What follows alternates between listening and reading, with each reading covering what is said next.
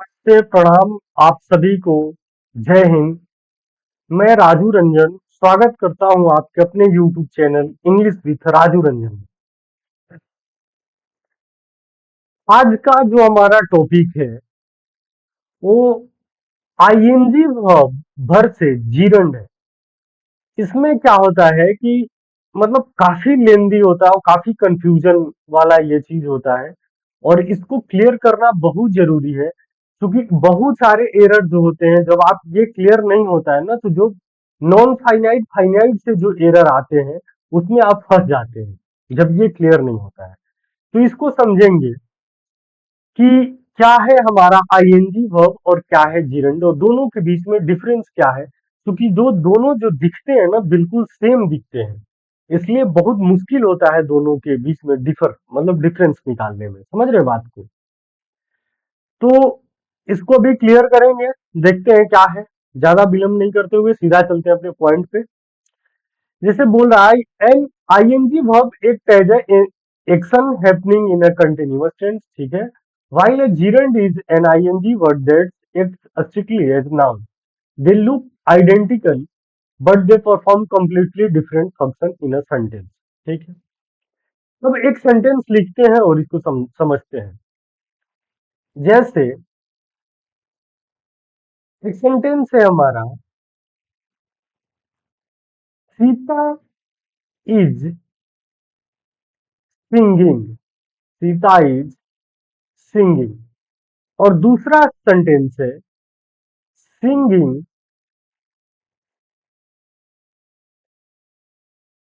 Is a art. क्या है? Singing is a art, singing एक आर्ट है, ठीक। अब यहां देखो कि यहाँ भी सिंगिंग है, आईएनजी लगा हुआ है और यहाँ भी आईएनजी लगा हुआ है, वर्ब दोनों सेम है।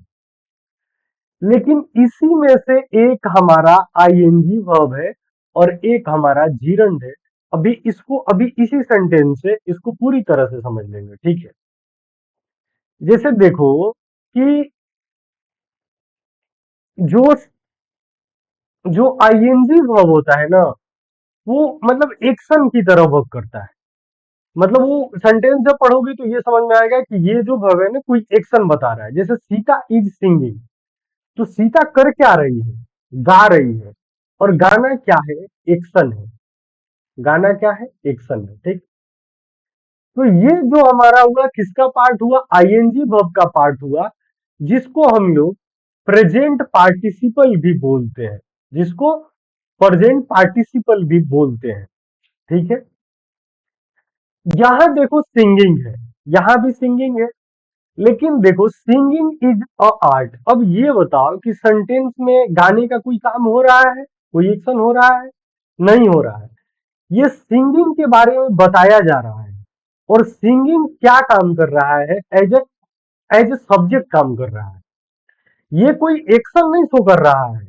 ये मतलब सब्जेक्ट के प्लेस पे आके सब्जेक्ट का काम कर रहा है। तो जब कोई वर्ब में आईएनजी लगा होगा और वो सब्जेक्ट या ऑब्जेक्ट की तरह काम करेगा तो उसको हम लोग क्या बोलेंगे? जीरंड बोलेंगे।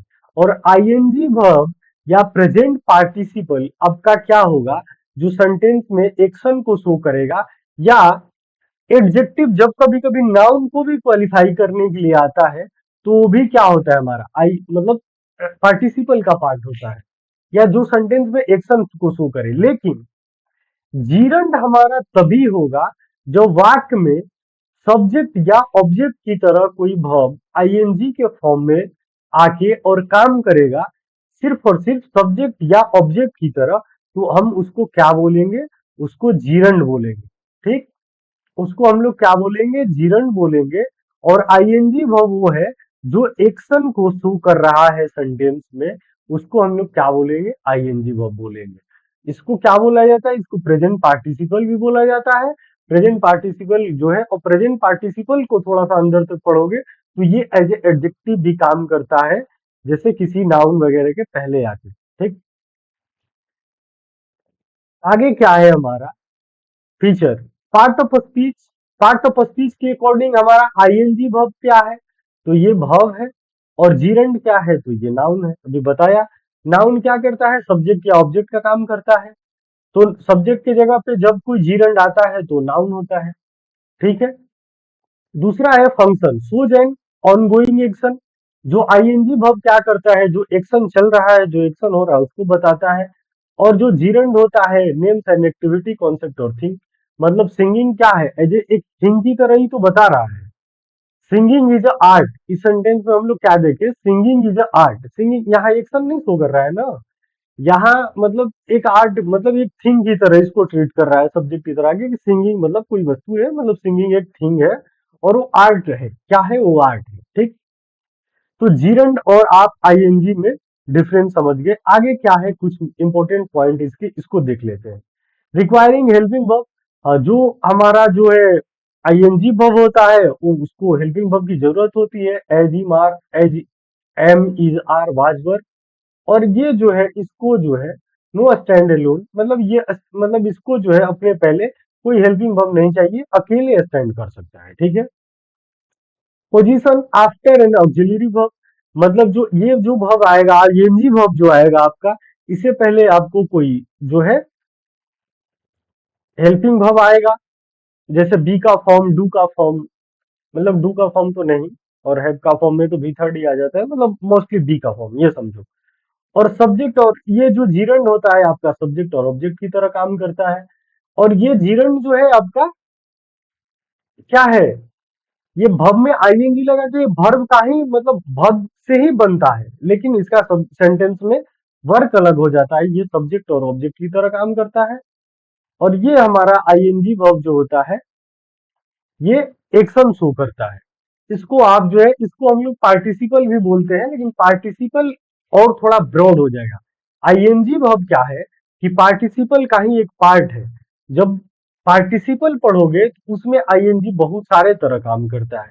जैसे नाउन के पहले आएगा, नाउन के बाद आएगा, इस तरह से जो है मतलब बहुत सारा चीज उसमें होता है। तो पार्टिसिपल में उसको और मतलब काफी डीपली पढ़ा जाएगा।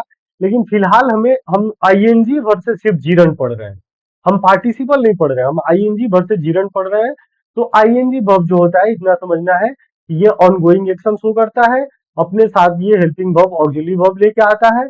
और जीरन जो होता है अकेले स्टैंड कर सकता है, ये सब्जेक्ट और ऑब्जेक्ट की तरह काम करता है। और ये कोई एक्शन शो नहीं करता, ये कोई एक्टिविटी, कॉन्सेप्ट और थिंग को शो करता है। ठीक, उसका नाम शो करता है। ठीक। आगे है आईएनजी वर्ब प्रेजेंट पार्टिसिपल। हाँ, तो बता ही रहा था कि आईएनजी वर्ब प्रेजेंट पार्टिसिपल की तरह भी काम करता है, मतलब प्रेजेंट पार्टिसिपल का ही पार्ट होता है, समझो तो। An ING verb express an active ongoing process, it must follow a helping verb to perform continuous continuous tense. So what someone is, was और विल बी डूइंग, मतलब कोई क्या कर रहा है, क्या कर रहा था और क्या करेगा, कर रहा होगा, ये शो करता है। जैसे ही इज रनिंग, तो रनिंग जो है ये क्या है, एक्शन शो कर रहा है, किसका, ही का, कि वो क्या कर रहा है, तो रन कर रहा है। किसमें, तो मैराथन में। दूसरा है दे वर लाफिंग, तो ये भी क्या है, हंस रहा है, एक्शन शो कर रहा है, किसका एक्शन है, तो दे का एक्शन है। और इसको हम लोग एडजेक्टिव की तरह भी यूज करते हैं, अभी बताया मैंने पार्टिसिपल में। तो it can also modify a noun, ये नाउन को भी मॉडिफाई कर सकता है। जैसे क्राइंग बेबी, तो ये भी आईएनजी वर्ब ही है, ये पार्टिसिपल के अंदर है। तो ये क्या है, प्रेजेंट पार्टिसिपल में ये बेबी को क्वालिफाई कर रहा है। तो ये एज ए एडजेक्टिव भी काम कर सकता है, लेकिन एज ए सब्जेक्ट और ऑब्जेक्ट ये काम नहीं करेगा, ये बात ध्यान रखना। अगर कोई वर्ब में आईएनजी वाला अगर वर्ब है और वो सब्जेक्ट या ऑब्जेक्ट की तरह काम कर रहा है, तो उसको सीधा हम लोग क्या बोलेंगे, उसको जीरंड बोलेंगे, न कि उसको आईएनजी वर्ब या प्रेजेंट पार्टिसिपल बोलेंगे। ठीक। अब इसको आगे, इसको पहचानने का भी तरीका है, अभी क्या है देखते हैं। Understanding gerund verb action acting as noun, वही बात है, सेम बात है। As a subject, place at the very beginning of the sentence. तो running is a great exercise, तो रनिंग क्या है, इसमें भी देखो आईएनजी लगा हुआ है। तो हम इसको आईएनजी वर्ब बोले कि जीरंड बोले, अब बताओ हमें, इसको जीरंड बोलोगे कि आईएनजी वर्ब बोलोगे, या इसको प्रेजेंट पार्टिसिपल बोलोगे।